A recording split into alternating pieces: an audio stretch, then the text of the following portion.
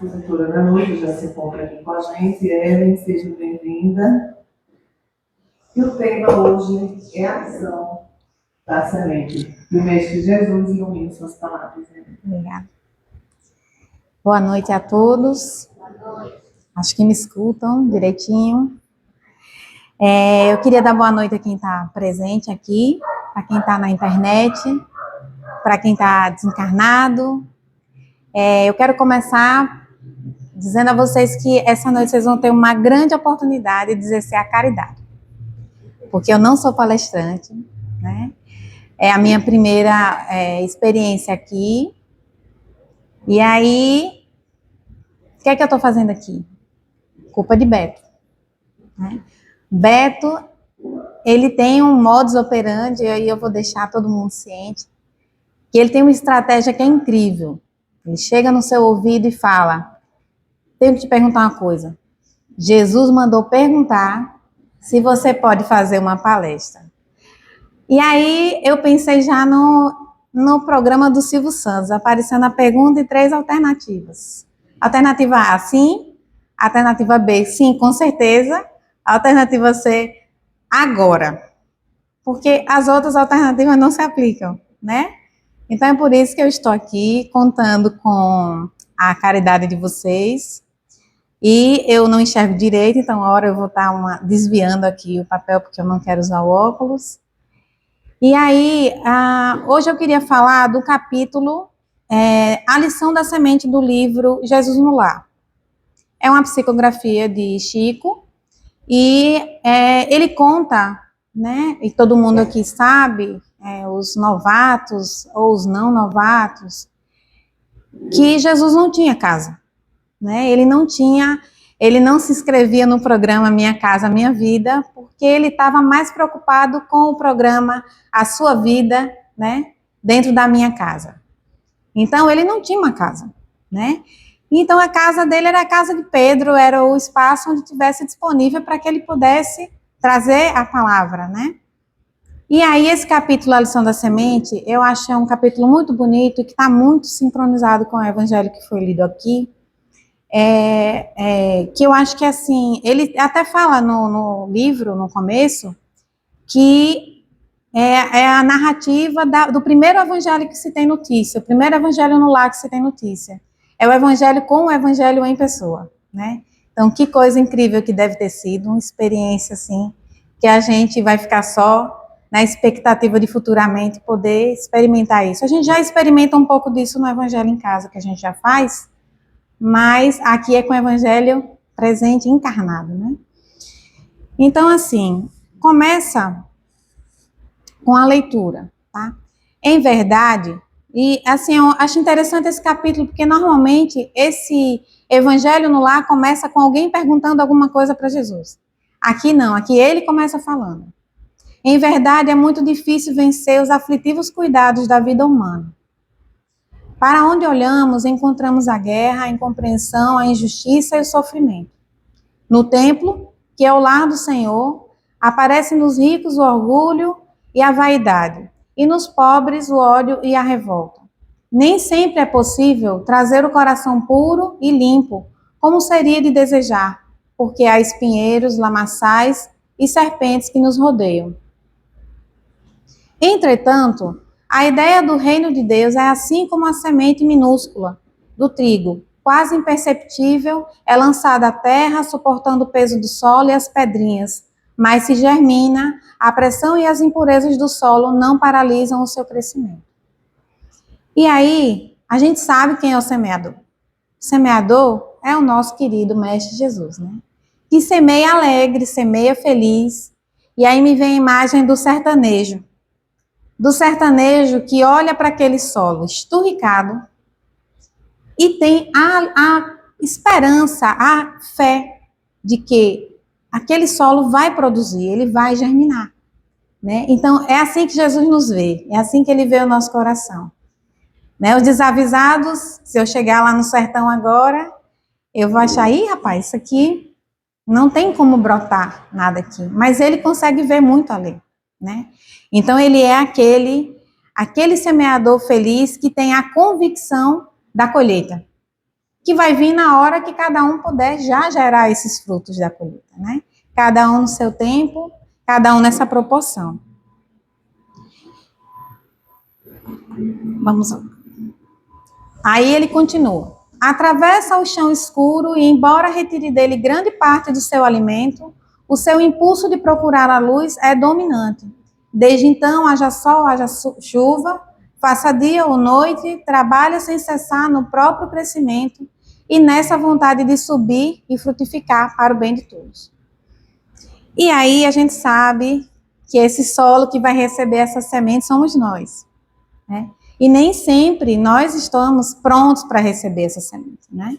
O texto fala muito sobre a questão de, será que esse solo está preparado? Porque em nenhum momento da parábola ele fala que ele preparou o solo, né? Ele só fala que as sementes são lançadas ao solo, mas a gente conhece a agricultura um pouquinho, alguém vai lá, ara, mexe, remoe, ele não. Ele não faz essa diferenciação. Ele joga a semente no solo que está disponível, né? E aí, será que essa semente vai encontrar esse solo sempre fofinho, úmido, bem adubado, com toda a característica de um solo com capacidade de germinar? Então, a gente vai tentar descobrir em que solo a gente se encontra, porque certamente, muitas vezes, esse solo não vai estar desse jeito, né? E aí, para quem não conhece essa imagem, pergunta depois em casa, né? Aqui é que eu só quis voltar um pouco no tempo, voltar para o capítulo que foi lido ali, que fala as características dos tipos de solo que, onde essas sementes são jogadas, né?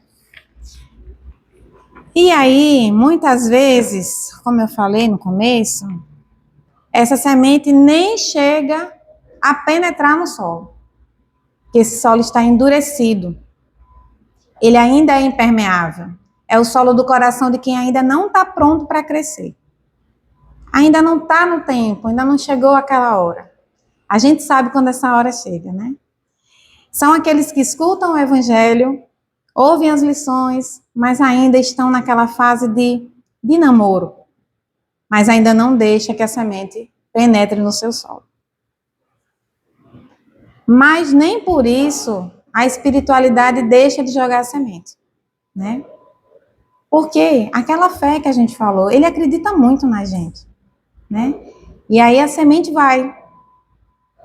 E aí eu fico pensando, já pensou se a espiritualidade levasse em consideração somente jogar sementes no solo apto? Não teríamos Paulo, não teríamos Maria de Madalena, né? Não teríamos uma série de personagens, Pedro, porque eram corações endurecidos, né? Convictos do seu tempo, da sua natureza, mas não foi impedimento para o Cristo jogar a semente, porque ele acreditava que aquela semente iria jogar frutos incríveis, né?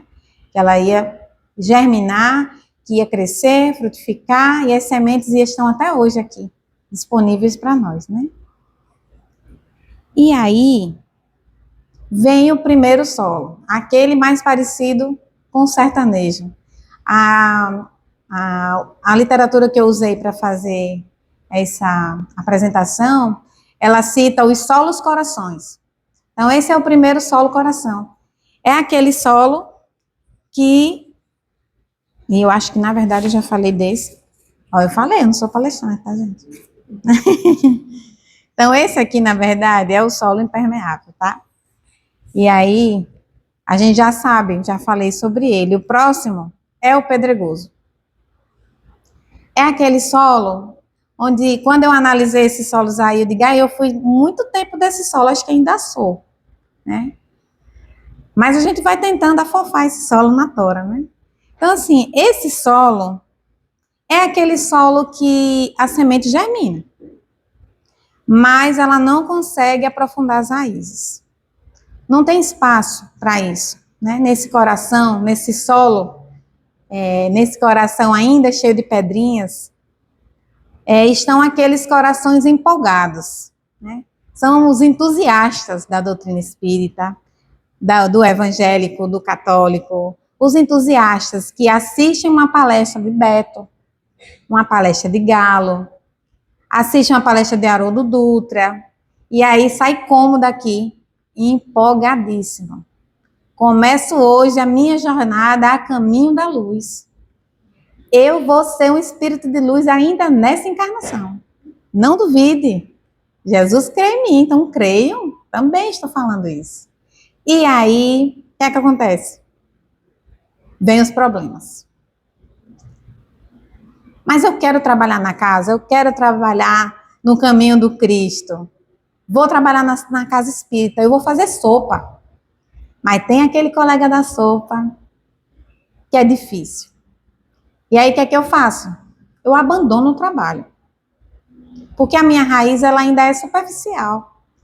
Eu ainda não consigo ver que o trabalho é maior do que os desafios.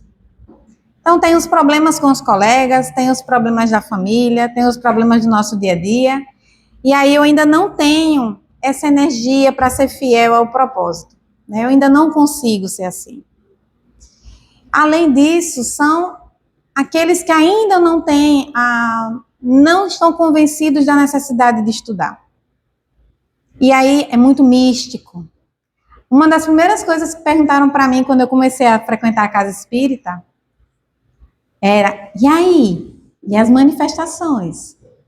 Né? A pessoa está esperando chegar aqui e as mesas realmente ainda estarem girando desde o tempo de Kardec. As mesas não param, as mesas eternas, girantes eternos, né? Eu também pensava assim, não vou nunca numa casa espírita, porque eu já veia cadeira voando, gente se batendo, eu imaginava coisas horríveis, né? E aí, quando eu vim para cá a primeira vez, eu fiquei encantada. E aí saí assim, vou virar um espírito de luz. Só que não é bem assim, né? E aí, ainda falta nesse coração disciplina para estudar, para amar, para se dedicar, para trabalhar. E aí acaba se afastando. Isso é na doutrina espírita, no evangélico, no católico, em qualquer trabalhador do Senhor, em qualquer lugar onde ele esteja. O outro terreno é o terreno espinhoso. Esse terreno aqui, eu acho que ele é um dos mais sombrios, assim, dos corações solo. O coração espinhoso, eu acho que é um dos mais sombrios. Porque esses espinhos são dois conhecidos antigos nossos. Vivem conosco, na verdade, desde sempre. Que são as nossas imperfeições. Mas das nossas imperfeições, tem duas que são, assim, Luciano, que é o nosso facilitador nos nossos cursos aqui na casa, é um deles, temos vários. Mas ele batiza esses dois a dupla sertaneja da maldade, né? É o orgulho e a vaidade. Esses dois, eles são implacáveis. Eles são implacáveis. E nós estamos repletos desses sentimentos, né? Que são os espinhos. Esses espinhos que sufocam. A gente pode ter até a vontade de fazer, de crescer, de brotar, mas esses espinhos estão sempre nos sufocando, né? Sufocando a tarefa, na verdade.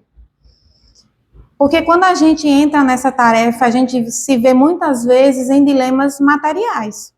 E nós estamos presos a essa matéria, não há como fugir dela, né? E aí é aquele que até tem o impulso de trabalhar, mas as condicionantes são muitas para isso. Que dia que é a evangelização? Inclusive, nós estamos precisando de evangelizadores, tá? A nossa casa precisa muito de trabalhador.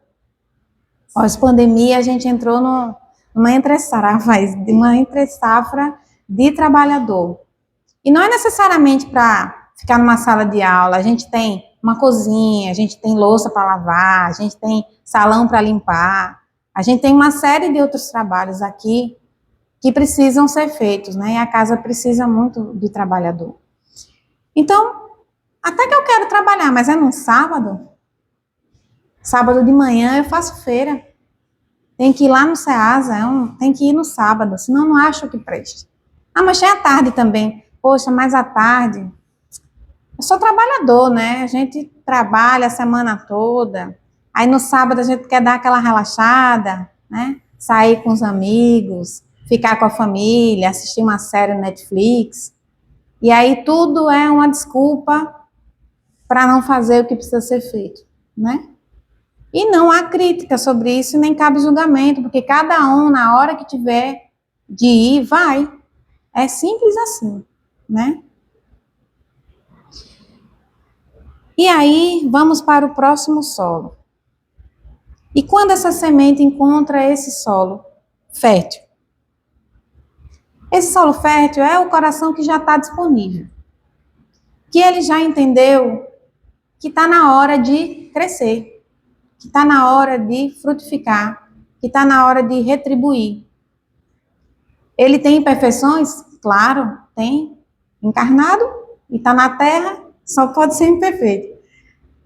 E aí, mas ele já tem uma coisa chamada consciência. O despertar dessa consciência. A consciência de que eu sou imperfeito, mas eu acho que eu já tenho condição de fazer um pouquinho mais, de dar um passo para frente, né? É aquele que já consegue ficar feliz buscando a instrução. A quinta-feira para mim é sagrada. Não marque encontro comigo na quinta-feira à noite, porque eu tenho um compromisso. Eu tenho um compromisso de estudar e de aprender. E antes disso, eu tinha outros compromissos na quinta-feira, materiais, todos, né? Aqui, você faz terapia, você se instrui, você é acolhido, então só tem benefício, recomendo. Quinta-feira às 19 horas, né? Estou fazendo jabá, viu, Beto? Então, é aquele coração que já consegue perceber pequenas mudanças no seu comportamento no dia a dia, que consegue se ver fazendo coisas e ficando feliz com as coisas que já deixou de fazer. Por exemplo, xingar no trânsito. Acho que é um dos maiores desafios do espírito encarnado que dirige, é não xingar e não desejar a morte do motorista que lhe fechou. Eu falo isso porque eu já fiz muito isso. E hoje, inclusive com meu cunhado. E hoje, quando eu me vejo nessa situação, eu consigo assistir essa cena e saber que não cabe mais. Não cabe mais fazer isso. No nível de conhecimento que eu já tenho, não cabe mais.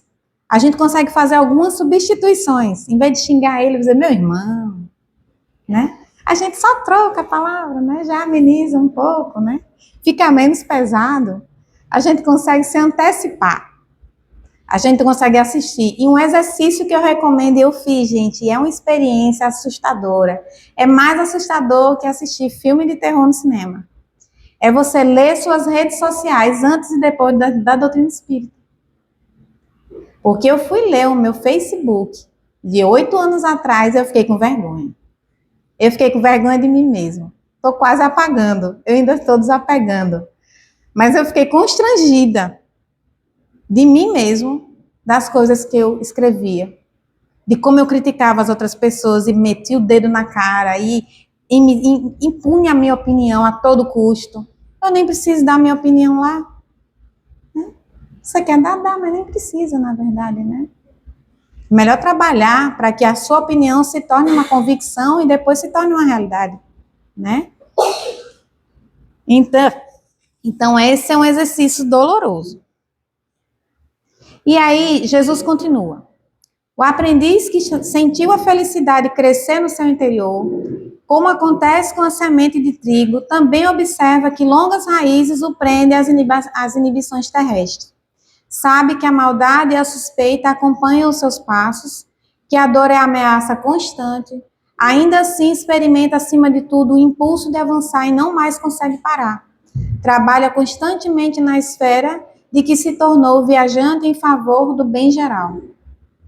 Não encontra seduções irresistíveis nas flores da jornada, o reencontro com a divindade da qual se reconhece abençoado herdeiro é objetivo imutável e não mais descansa na marcha, como se uma luz consumidora e ardente lhe torturasse o coração.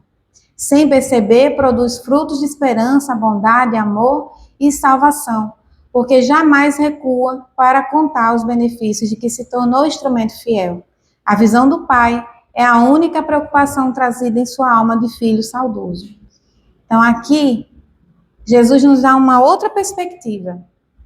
Ele fala do aprendiz que ainda está na caminhada de fazer essas sementes germinarem. mas ele também nos coloca na posição de quem semeia, né? De quem semeia bondade, de quem semeia amor. Então, Jesus, ele confia tanto em nós, ele tem tanta convicção da nossa capacidade de fazer o que tem que ser feito, de cumprir a tarefa, que ele nos coloca na posição de trocar o pneu com o carro andando. Eu ainda estou me melhorando, eu ainda estou aprendendo, eu ainda estou conhecendo, e eu tenho a responsabilidade de semear bondade, de semear caridade, de semear coisas boas, e faz a reflexão para a gente, né, de como é que eu estou sendo, o que é que eu estou semeando nos lugares onde eu ando, na minha família, na casa espírita, no trabalho, que sementes eu estou plantando, né? E aí cabe a cada um fazer a reflexão, mas ele nos coloca na posição de, eu não posso esperar você ficar pronto para trabalhar. Você tem que trabalhar enquanto fica pronto. Vai ficando pronto trabalhando ao mesmo tempo, né? É curso avançado. Jesus não dá moleza, né? É avançado. E aí ele continua. Depois de dizer essas palavras, Jesus ficou em silêncio por uns minutos e conclui. Em razão disso, ainda que o aprendiz tenha os pés presos no lodo da terra, o trabalho incansável no bem, no lugar em que se encontra, é característica indiscutível de sua elevação. Conheceremos as árvores pelos frutos e o operário do céu pelo serviço que ele desenvolve. E a gente sabe que está preso aqui, né? Que não tem, a gente precisa do corpo, a gente precisa de matéria, a gente está preso aqui. E essa árvore ilustra muito, né? A gente está sendo o tempo todo guiado por essa luz, crescendo, mas presos à matéria que precisamos. Mas será que precisamos tanto assim dessa matéria? Né? A gente pode estar no mundo sem ser do mundo. Exemplos não faltam, né? E aí eu peguei a orquídea como um exemplo. A orquídea, ela também precisa de raízes grandes, né? Mas olha o tamanho do substrato que ela precisa. Isso é estar no mundo sem ser do mundo. Ela consegue cumprir a tarefa que Deus lhe deu de exibir a sua beleza incrível. É impossível não olhar para uma orquídea e não ficar emocionada com a divindade, com a tarefa que ele deu para ela. Qual a tarefa da orquídea? Embelezar o mundo, né? E para isso ela tem raízes? Tem. Ela precisa estar na terra? Precisa. Mas ela precisa de muita coisa? Não, ela não precisa. Ela precisa de luz. Luz temos. Luz temos. Precisamos de matéria? Precisamos de matéria. Mas olha o tamanho do substrato que a orquídea precisa para gerar uma flor tão incrível. E aí eu fui pensar nos trabalhadores do Cristo que tem essa característica. E aí me veio na cabeça Chico, né? Chico é essa orquídea. Raízes grandes, raízes densas e uma obra incrível, e precisou de tão pouco para isso. O substrato era tão pouco, só usava exatamente o que precisa.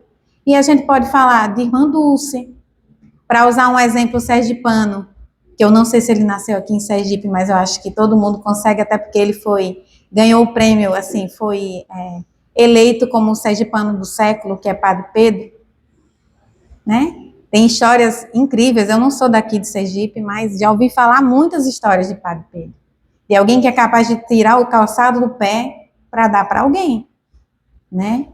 Então, a gente tem exemplos de seres incríveis que vieram para a Terra plantar, seguir o caminho que foi determinado para que eles fizessem, que é determinado para nós também, né? Eles conseguiram mais rápido. Cada um vai conseguir no seu tempo, né?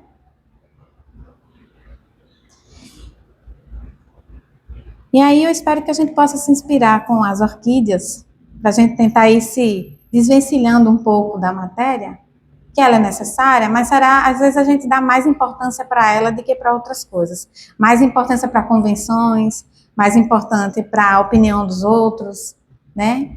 E aí a gente conseguir olhar para uma orquídea e pensar que eu não preciso de tanto para fazer tanto, né?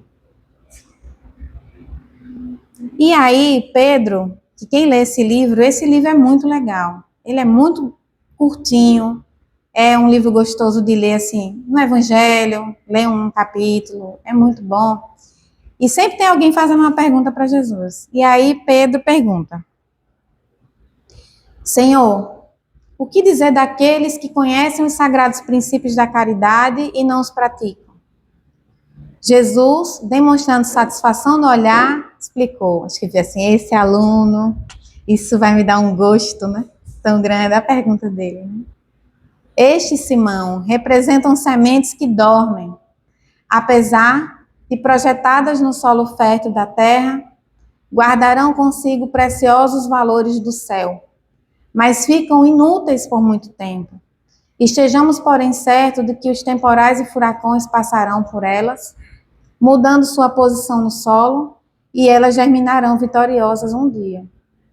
Nos campos de nosso Pai, há milhões de almas, assim, aguardando as tempestades renovadoras de experiência, para que se dirijam à glória no futuro. Devemos auxiliar com amor e sigamos por nossa vez mirando à frente. Em seguida, ante o silêncio de todos, Jesus abençoou a pequena reunião familiar e partiu. E aí, eu estava conversando aqui com a apresentadora aqui, com a diretora da mesa, dessas tempestades que chegam, né? Porque dificilmente alguém vem para uma casa espírita ou para uma igreja, seja ela qual for, se não estiver, muitas vezes, revestido de dores incalculáveis, né? Dores por causa de problemas financeiros, problemas familiares, por doença, né? E às vezes é só o que a gente precisa, de uma tempestade, para sair do lugar, para dar uma energizada no nosso espírito, para a gente sair da inércia espiritual, né? Eu queria muito ter crescido numa casa espírita, não foi o caso. Então eu vim para cá porque eu estava com uma dor muito grande. Foi por isso que eu aceitei essa exposição aqui, porque eu tenho muita gratidão por essa casa, porque eu tenho um preconceito terrível da doutrina espírita. E aí foi um dilema para mim muito grande abrir mão de todas as minhas convicções e vir para cá, para um lugar onde eu imaginava coisas terríveis. Imaginava tudo aqui, menos Jesus. Mas no desespero, no sofrimento de uma mãe, você diz assim: rapaz, a medicina não está dando jeito, o homem não está dando jeito, a igreja que eu vou não está dando jeito, quando ele vai, ele piora. Qual é o certo? Não ir mais, toda vez que ele vai, piora. E aí, uma amiga, não sei se ela está aqui hoje, acho que não, que é frequentadora dessa casa há muitos anos, me pegou assim, a gente nem tinha intimidade no trabalho. Viu? Aí, Ellen, eu acho que eu tenho um lugar para te indicar que vai te ajudar muito. E aí, por educação, eu escutei. Mas ela só não me convidou para vir para casa. Ela me ligou meia hora depois e falou: tá agendado, viu? Hoje, 19h30, você tem um acolhimento fraterno. Eu, sangue de Cristo. Sangue de Cristo tem poder. O que é que eu vou fazer nesse lugar? E ela falou: vá. Todo pensamento, toda oração ajuda. Não tem nada de mal. Vá lá, conheça. E aí eu cheguei aqui e eu senti um negócio diferente quando eu entrei aqui. Parece que eu já conhecia todo mundo. Me senti dentro da minha casa. Me senti acolhida. Me senti cuidada. Me senti não julgada, porque eu sentia culpa das coisas que aconteciam com meu filho. Eu não entendia nada de mediunidade, de espiritualidade, não entendia nada. Eu estava morrendo de medo. Mas aquele medo que não paralisa, porque eu queria ajudar o meu filho de 8 anos, estava sofrendo. E aí essa casa eu tenho uma gratidão, uma paixão por ela. Porque eu e o meu japonês careca aqui da frente, você mesmo, você mesmo. Ele veio depois só, tá? Porque a gente até brinca, né? Às vezes quando ele fala: como é que você foi parar lá? Eu, como toda mulher independente, empoderada, só que não. Vim sem falar com ninguém, vim na raça. E aí eu vi que aqui tinha uma chance das coisas entrarem no eixo. E aí eu demorei muito aqui. Quando eu cheguei em casa, ele falou assim: "Tava onde, rapaz?" E eu falei: "Calma, estava numa casa de oração." E ele, católico, ortodoxo, romano, não praticante, mas julgante. É, não praticante, mas julgante. E eu nem isso era. Eu não era nada, não tinha nada. Já tinha rodado por tudo, mas não tinha nada. E ele também, pela minha expectativa de encontrar aqui a cura, bora, bora-se embora. Pegamos todo o nosso preconceito, botamos na mochila e deixamos lá fora quando a gente veio aqui. E aí eu já tive inúmeras experiências positivas aqui dentro. E a vida ficou mais fácil? Não, não ficou mais fácil. Não ficou mais fácil. Ficou mais difícil, porque quando eu era cega era melhor. Quando eu não entendia nada era muito melhor, era muito mais fácil. Quando eu estiver morrendo eu peço perdão e tá tudo bem. Vamos embora, partiu casa do pai. Né? E não é assim. Só que eu era ignorante. E aí eu falei, agora eu arrumei uma encrenca maior. Eu cheguei com uma encrenca aqui e saí com mais. Porque agora eu tenho a responsabilidade de me tornar um espírito melhor. De progredir, eu não tenho opção. Depois que você conhece Jesus, na intimidade que uma casa espírita lhe permite, não tem como você ignorar mais ele. Não tem como você sair fazendo um monte de loucura e dizer assim, ai, me desculpe, hoje eu passei do ponto. Não, não dá mais para fazer isso. Então você tem a pior autocrítica que existe, que é a sua. Agora que você sabe que não tem penas eternas que sejam impostas por alguém, que não é Deus que impõe a minha pena, que sou eu mesmo que imponho a minha pena, que não tem mais essa coisa de responsabilizar o outro pela minha fraqueza, pelo meu desespero, e eu digo para todo mundo, a doutrina espírita não tem a intenção de tirar o sofrimento de ninguém, porque o sofrimento faz parte da vida material, faz parte do espírito encarnado o sofrimento, porque faz parte da nossa tarefa de aprender, né? De passar pelas provas, pelas expiações. Agora, como que eu chego até aqui? Como que eu vou lidar? Né? O desespero deixa de fazer parte da sua vida. O sofrimento não, mas o desespero sim. Porque você precisa ter convicção. O espírita, ele tem que ter convicção de que ele é um espírito, que essa carne é uma roupa e que ele tem que ir para o caminho, tem que ir para frente, não tem opção de voltar nem de paralisar. Não foi dado a essa opção. Né? A gente tem um pai muito justo, mas que nos fez com um objetivo muito preciso, de ir para a casa dele, de ir para perto dele, né? Como todo pai quer os filhos por perto, né? Alguns já estão lá, outros ainda estão indo, né? Eu não sei onde eu estou nessa escala aí, mas eu estou tentando, eu estou estudando, eu estou tentando me melhorar. E eu escutei uma coisa bonita. Eu sempre escuto as palestras de Haroldo. E aí, ele fala inúmeras vezes, tá com microfonia, tá ouvindo? Tá? Que essa caminhada nossa, quando a gente vai sozinho, ela é muito difícil. Mas quando a gente chega aqui, encontra uma legião de dispostos, encarnados e não encarnados, a nos ajudar nesse progresso, não tem preço. Quando meu pai morreu, eu ainda uso o termo morreu porque desencarnou fica estranho quando a gente conversa com outras pessoas na rua. Às vezes a gente fica com medo de ser excluído, né? Eu ainda tenho essa coisa, né? Eu sempre achei que quando meu pai morresse eu ia enlouquecer.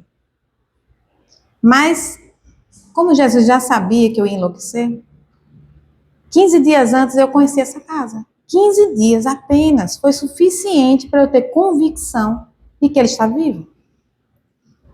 Então, quando ele desencarnou, o meu filho me avisou meia hora antes que ele ia desencarnar. Aquele meu filho de 8 anos que me trouxe para cá. Ele me avisou. Mãe, por que você está chorando? Ah, seu avô está no hospital. Tá, mas ele está lá com um monte de gente do bem, de branco. Jesus mandou um monte de gente buscar ele. Ele nunca tinha nem entrado aqui. E aí ele falou com tanta convicção, mandou eu dormir. Vai dormir, que tá tudo certo. E eu acreditei. E meia hora depois, mais ou menos, eu recebi a ligação que meu pai tinha desencarnado. E eu sempre achei que quando ele desencarnasse eu ia enlouquecer. Eu não enlouqueci. Pelo contrário, me enchi de esperança do reencontro. Caramba, onde é que ele vai estar? Meu pai gostava de desmontar as coisas, eu já imaginava ele desmontando aqueles aerobus lá do nosso lar. E sobrando peça, porque ele nunca consertou uma coisa para não sobrar uma peça e ele dizer que era porque era desnecessária. Né? Ele tinha uma chinerai, ele desmontava ela, ela cabia numa caixa. E montava de volta e sobrava 10 parafusos. Aí eu dizia, painho, 10 parafusos, a moto vai desmontar no meio da rua. Ele dizia, não, se sobrou é porque era excesso. Não precisa. Agora vá comprar um parafuso desse na autorizada em R$100. E aí, essa pessoa, eu continuo imaginando ele desse mesmo jeitinho, querendo desmontar as coisas e montar de novo, porque a gente não muda quem a gente é. Quem desmonta aqui, desmonta lá, né? Então, deixa eu ir para o próximo aqui. Eu escutei uma vez, acho que foi até Raul que comentou, umas pesquisas que falam sobre a capacidade que a gente tem de armazenar informação que a gente vê numa palestra, num curso qualquer. Que a gente só consegue captar 10% do que todo mundo fala aqui. Mas quando é um vídeo, quando é uma música, né, a gente não esquece. E aí eu peguei duas situações que demonstram dois corações desses que a gente demonstrou aqui. E aí eu quero compartilhar com vocês, inclusive, esse canal aqui é Os Espirituosos e Os Amigos da Luz, que eles são canais de humor que ensinam a doutrina espírita de maneira bem leve, engraçada. E aí eu peguei esses dois, vou ver se o áudio tá funcionando direitinho aqui. Não, não tá. Deixa eu ver se não tá baixo aqui.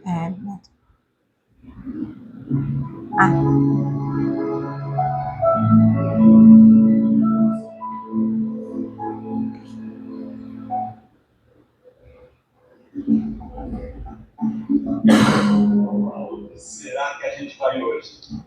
E ó, nem sabia que a programação de hoje é chata pra caramba. Ah, será? Vocês estão ouvindo? Você que não vai. Eu seria estar aqui, ó, há anos. Eu sei toda a rotina dela. Mas onde será que ela vai que é tão chata assim?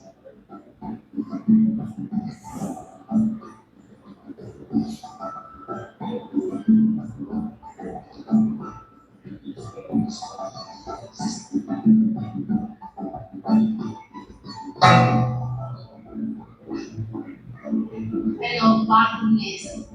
A gente não pode trair. Por que não? Não sei. Sempre foi assim. Até que me convidaram uma vez. Ai, a gente vai ser crente, não. Eu, hein? Tá, então e agora? Agora eu espero.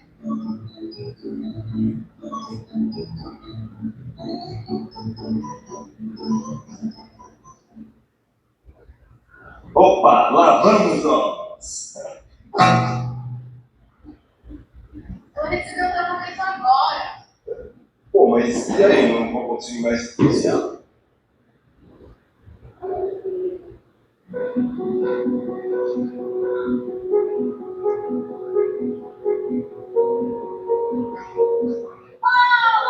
adianta não?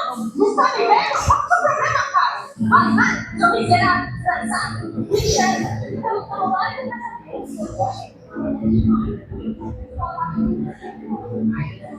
aí, falei? Vamos lá.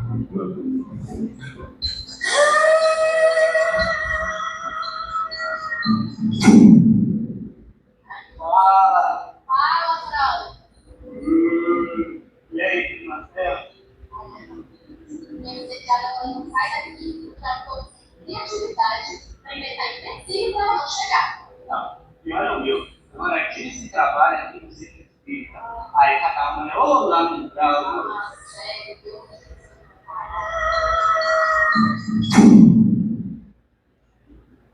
E esse outro, com o queridinho dos espíritas. Porque essa é a nossa meta. Nós avançamos para a imortalidade. Precisamos levar conosco o coração leve, que só o perdão e o amor são capazes de edificar. Mas agora eu quero falar com você, Alessandra. Você, minha filha, que está aí sentada comendo pipoca. Você mesma, Alessandra Matias. Nossa, o senhor tá falando comigo mesmo? Eu simplesmente comprei essa televisão, cara, ela é smart. Ouça, preciso falar contigo. Ai, eu sei o que é isso. É transcomunicação instrumental. Eu vi isso numa palestra. É só um bate-papo. Ai, seu de Paulo, senhor, desculpa se me der arrumar da casa, né? Eu não sabia que você ia falar comigo. Tantos anos vendo televisão, ninguém nunca olhou pra minha cara. Imagina se fosse uma pessoa, mano. Se bem que o senhor tá ótimo. Alessandra, fica quietinha um pouco e escuta. Ai, que emoção. Você sempre assiste minhas palestras. Cada vídeo que posto, das palestras que faço, você assiste todo dia. Na televisão, na internet. Ah, mas eu não vejo o senhor só na internet, não. Eu fui num evento aqui no Rio, que o senhor foi. Mas será que eu só ouvi falar em da doutrina? Você, no dia da minha vida, quando era? Não? Você já assistiu esse vídeo? Mais de 70 vezes. Ué, o que tem? É bom assistir palestra? É claro que faz muito legal. O coração escuta, mas não é só isso. É também preciso agir e pôr em prática na vida. O perdão e o que vem depois é o tema que trazemos hoje a esta casa. Ai, eu adoro esse vídeo, eu acho lindo, isso tudo que você fala. Eu não entendo metade, mas eu acho lindo. E garanto que ainda mais bonito seria se a gente só ouvir falar do tema. Você se propusesse finalmente, então, a colocá-lo em prática.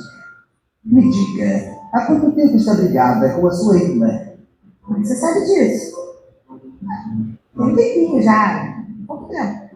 Pois se você já viu essa palestra, mais de 70 vezes a mesma coisa. Sai debaixo da coberta, que me dá frio, lava para mais pipoca. E vá se entender com sua irmã. Não 70, mas 70 vezes 7. O senhor não conhece minha irmã. 70 vezes 7, desde que a gente nasceu, já perdeu muito mais que isso. É uma figura de linguagem. 70 vezes 7. É o que disse Jesus para se referir ao mundo. Não há limites para o perdão.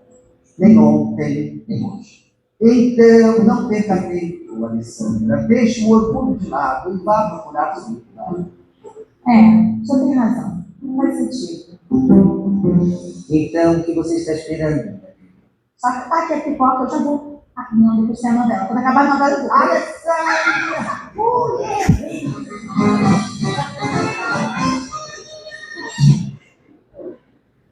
Então, gente, eu queria agradecer a paciência de vocês, agradecer a casa, agradecer a Beto por esse convite e dizer que eu sou muito feliz de estar nessa casa, de trabalhar aqui, de estudar aqui.